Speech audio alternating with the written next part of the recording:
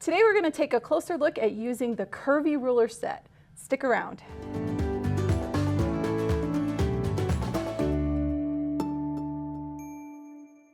Welcome to Handi Quilter Watch and Learn. Today I am with Kristina Whitney and I'm with Kim Sandberg. Here we go. And today we are Chief Quilting Ruler Queens. Love it. I love it. Okay. We're trying to think of new names for ourselves. Yes, new titles, new titles. We're going to get new business cards here soon, right? So today is all about rulers. And Kristina, I know that you really enjoy quilting with rulers. I do. So let's take a look at this set of Curvy rulers. They're pretty awesome, aren't they? Yeah, so here's our Curvy rulers. It comes in a set of 2. And on the back of the packaging, it's so fun. It has some different design ideas. And today we are going to play off of kind of a combination of these 2 designs here. We're going to work in some flying geese. But let's pull these rulers out. And I do want to mention that we've already taken off the plastic film on both sides of the ruler, but it comes in a set of 2, so we've got Curvy 1 and Curvy 2. I love it. And we're going to play with the Curvy 1 today. All right.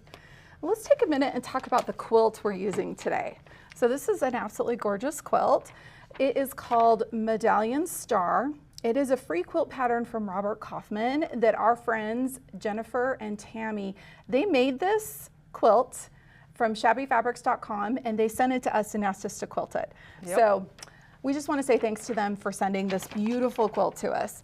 So Kristina, what are you going to be quilting with these Curvy ruler? I'm going to be quilting in this section through here, but only in the white. Okay. And for those that are curious about the rest of the quilting on the quilt, we will have a video in the future walking through the different steps that I did. Exactly. So, but for today, we're just going to focus on our Curvy 1 ruler. So I'm going to grab the machine over here and bring it over. Today we're on the Moxie XL, but this technique works with any of our machines. So I've got my Surefoot on, and you can tell I've also got my ruler base already installed.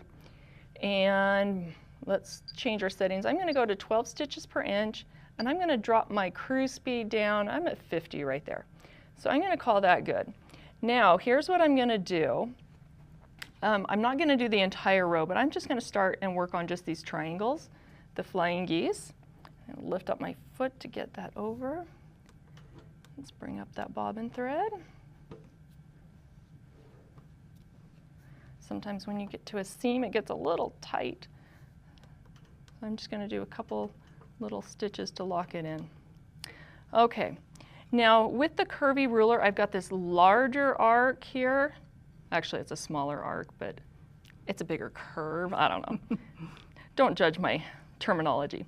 That one's rounder, that one's wider. How's that? I like it. I like it. Okay, so I'm going to use this side for the short sides of the triangle, and I'm going to use this one for the long, the hypotenuse of the triangle. See, I knew one word. Geometry today, I love it. Okay, so I'm going to work on this top section here. So I'm going to go from where I'm at right now up to this point here. So I'm just going to put the ruler so it's butted up against my foot, and then 1/4 of an inch away from that seam where I'm aiming for. And I'm going to stitch along here. Okay, now I'm going to do the same thing on this side. So I'm going to bring the ruler behind, watch that 1/4 of an inch, and stitch along. So I'm doing a really shallow, continuous curve.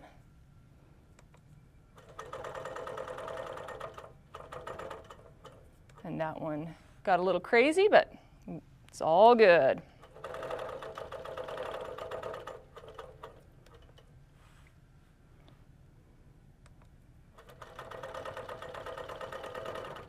Okay, so ruler work is not a super fast process, especially when you're beginning. Okay, now I'm only gonna work in this section. If I were doing this, in real life, I would go all the way across. But for time's sake, we're gonna skip and I'm gonna show you how I'm gonna do this so it's continuous. So I'm gonna do the long side, so I'm using the opposite side of the ruler.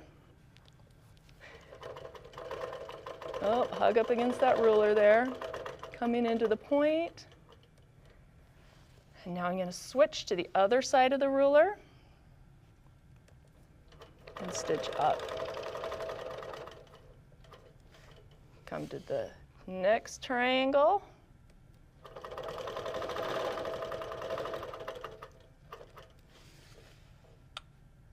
And I'm just alternating back and forth between the two different sides of this curvy ruler.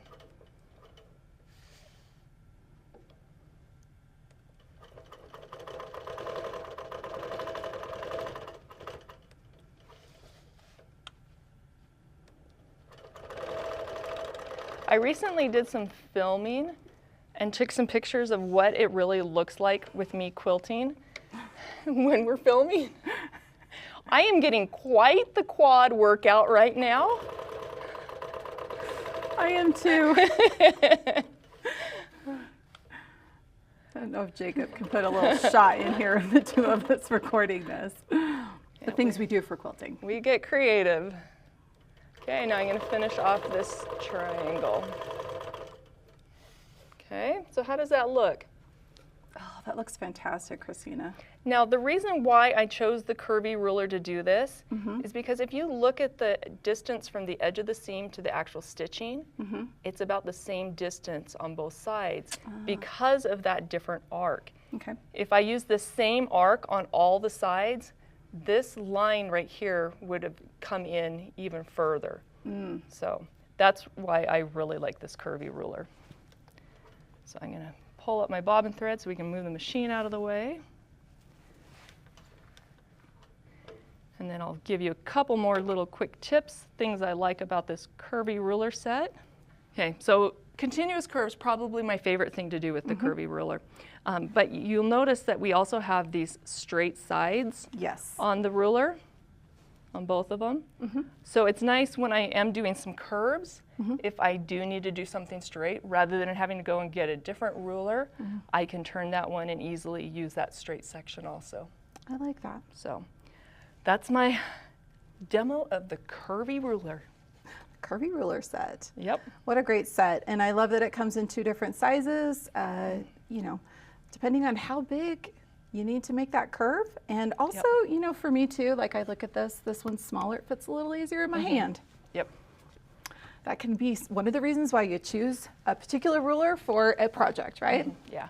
If I were doing larger blocks though, I would probably pick the larger one, depending on how deep I wanted that stitch to be, like how far from the seam. Because if I were to use this one, the Curvy 2 on this design, I'd probably pretty much get straight lines. Yeah. It's not quite curvy enough for the small blocks. I like but it's that. curvy enough for the large blocks. For the large blocks, I like that. Yep. They're great for curved crosshatch as well, Yes, which they- we have on this quilt behind us. Yes, a gorgeous quilt. This is one that Kristina made with just some scraps that you had left over, right? Yep. It's a beautiful quilt. Thanks. Well, everybody, thanks for watching today. Be sure to give us a like and subscribe and use that hashtag Handi Quilter if you'd like to see your quilt featured at the end of our videos. Have fun quilting.